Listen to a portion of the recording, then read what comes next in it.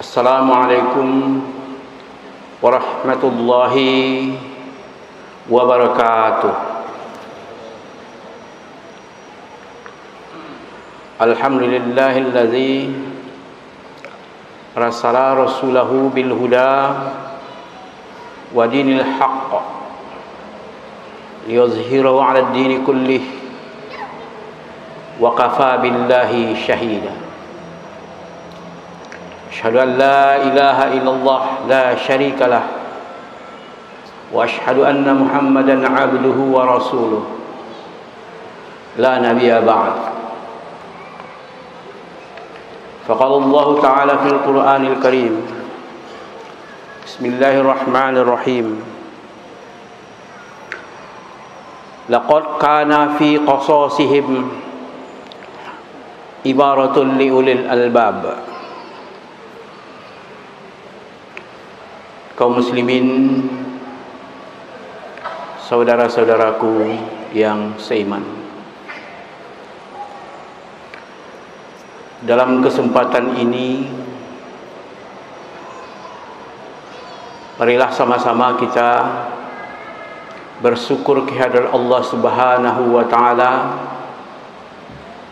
yang telah memberikan kita kesempatan untuk datang ke Masjid Raya Sumatera Barat ini untuk melaksanakan ubudiyah kepada Allah Subhanahu wa taala sambil menambah ilmu pengetahuan. Semoga dalam kesempatan yang singkat ini dapat kita mengambil pelajaran dari kisah-kisah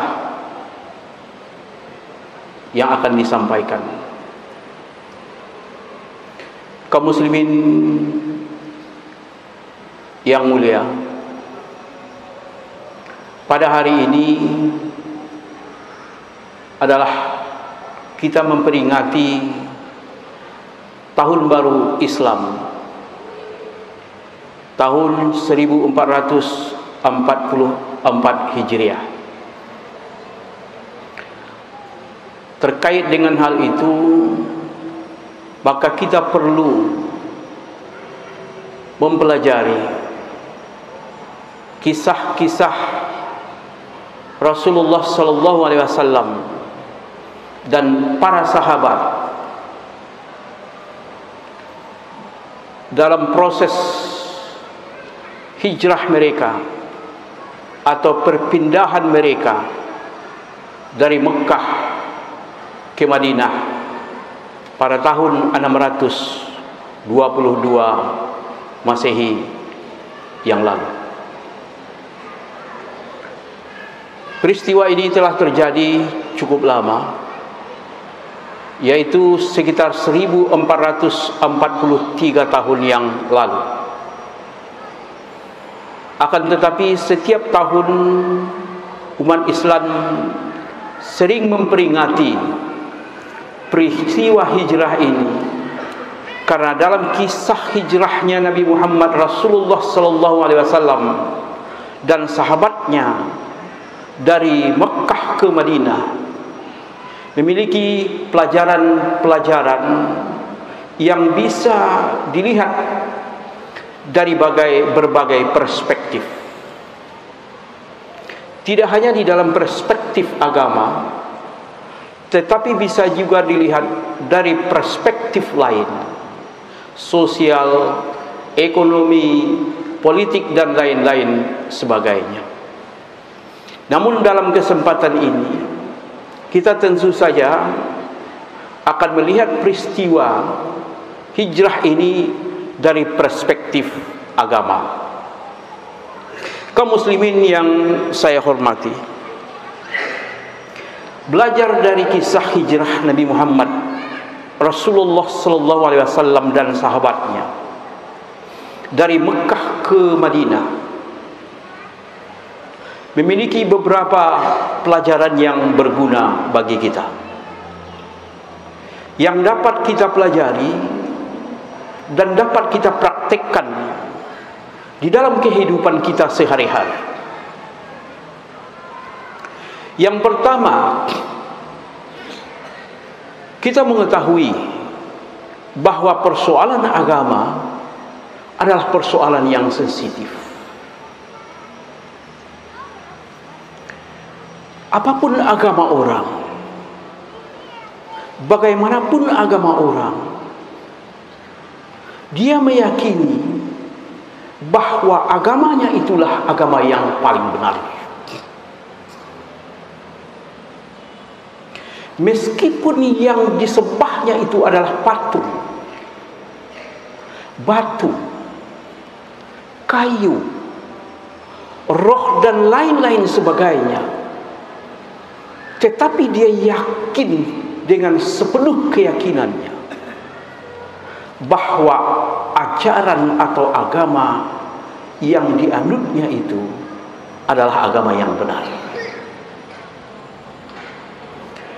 Oleh karena itu, menyinggung persoalan agama adalah menyinggung persoalan yang sensitif.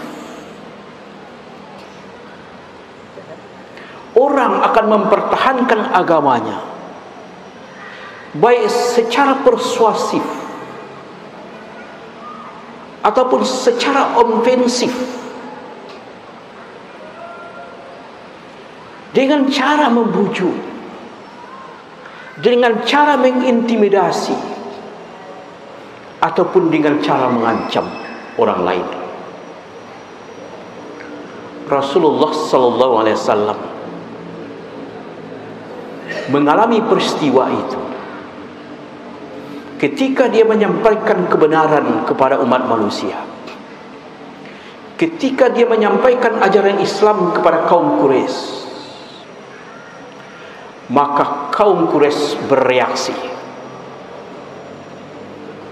mulai dengan cara membujuk Nabi supaya menghentikan dakwahnya,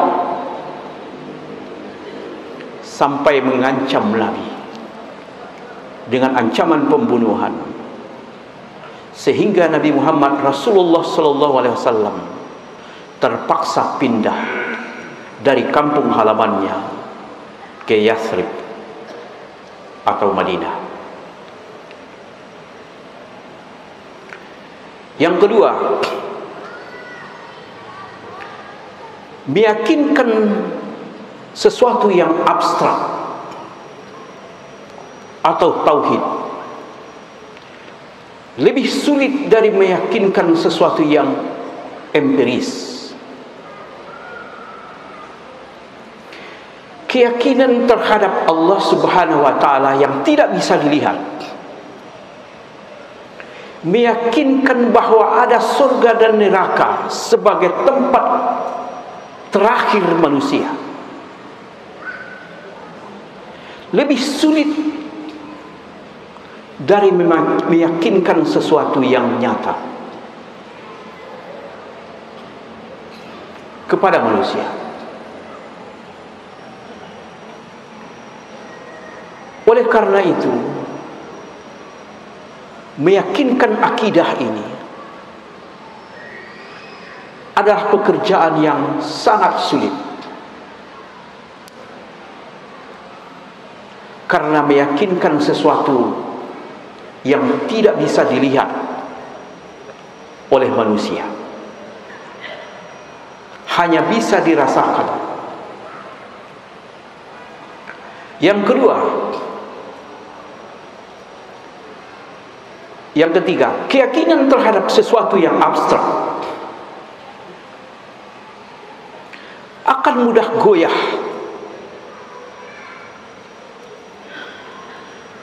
Pada masa Rasulullah SAW, para sahabat sudah menyampaikan keimanan mereka, bahwa mereka beriman, yakin dengan Allah Subhanahu wa taala, yakin dengan kenabian Nabi Muhammad Rasulullah sallallahu alaihi wasallam. Akan tetapi setelah Nabi Muhammad meninggal dunia, maka mereka murtad dan terpaksa diberantas oleh Khalifah Abu Bakar Siddiq. Ini menunjukkan bahwa keyakinan itu, akidah itu mudah goyah. Keyakinan itu mudah goyah disebabkan karena banyak faktor. Ada disebabkan karena kurangnya kita beribadah, ada juga disebabkan karena faktor-faktor yang bersifat eksternal dan lain-lain sebagainya. Dan ini terjadi di dalam kehidupan umat Islam.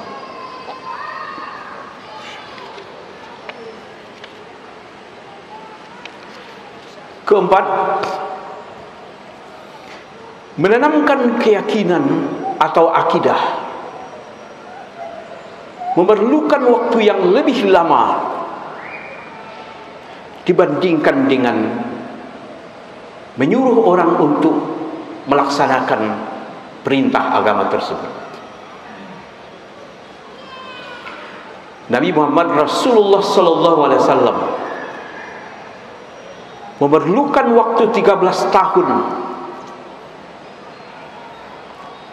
untuk akidah Islamiyah kepada masyarakat Quraisy dibandingkan 10 tahun untuk menyampaikan persoalan-persoalan yang berkaitan dengan ibadah.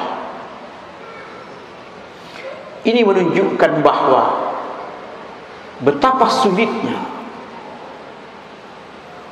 untuk merubah akidah orang, untuk mempertahankan akidah. Yang kelima, Nabi tidak menyampaikan hukum-hukum sebelum dia menanamkan akidah kepada umat Islam.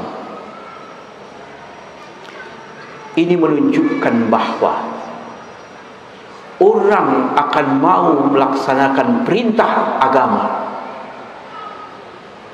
akan mudah melaksanakan ibadah apabila keyakinan sudah tertancap di dalam hatinya. Keyakinan adalah faktor yang sangat sentral dan menentukan di dalam kehidupan beragama. Oleh karena itu, ia memerlukan usaha yang lebih kuat, usaha yang lebih sungguh-sungguh untuk menanamkan keyakinan, baik terhadap orang lain maupun terhadap diri kita sendiri. Yang keenam, untuk menyampaikan agama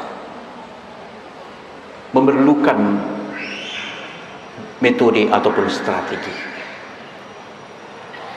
Apa yang dilakukan oleh Nabi Muhammad Rasulullah sallallahu alaihi wasallam semasa beliau di Mekah, kemudian di Madinah, tidak terlepas dari metode-metode ataupun strategi dalam menyampaikan agama Islam. Oleh karena itu, Islam juga perlu kita menyampaikan dengan cara-cara ataupun strategi yang telah digunakan oleh Nabi Muhammad Rasulullah sallallahu alaihi wasallam. Beliau dalam dakwah di Makkah Al-Mukarramah memilih cara yang persuasif untuk menyampaikan dakwah melalui face to face,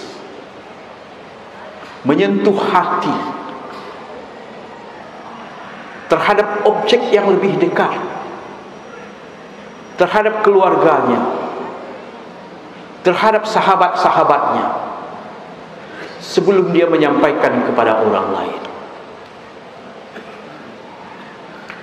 Artinya, berbeda cara penyampaian dakwah terhadap orang-orang yang lebih dekat dengan kita dibandingkan dengan orang yang lebih jauh.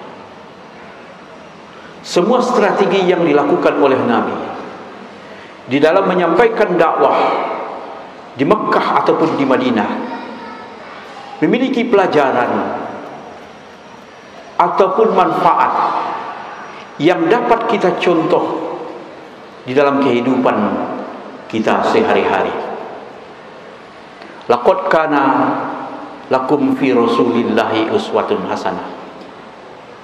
Rasul itu menjadi contoh yang paling baik bagi diri kita, baik dalam urusan agama maupun urusan duniawi, baik untuk menyampaikan agama Islam ataupun untuk mengamalkan agama Islam di dalam kehidupan kita.